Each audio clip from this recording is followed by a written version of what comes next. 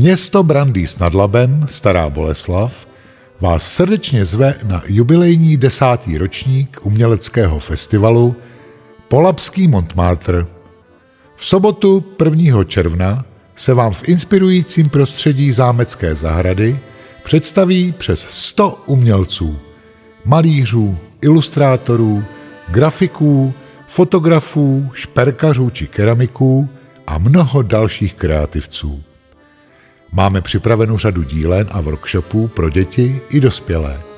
A protože se letos sejdeme 1. června, máme pro děti připravenou i zábavnou festivalovou adventuru.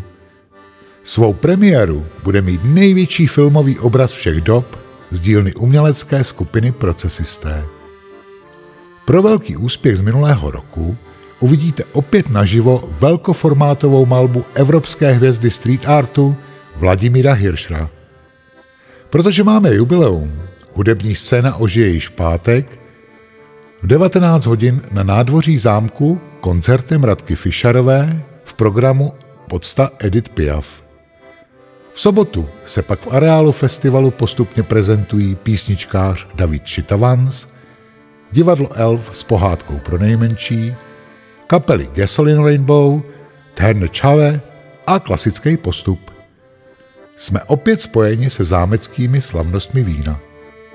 Sobota 1. června 2024, zámecká zahrada v Brandýse nad Labem, Polabský Montmartre, Den lásky k umění. Najdete nás též na Facebooku i na Instagramu. Hlavním partnerem festivalu je Veleňský pivovar.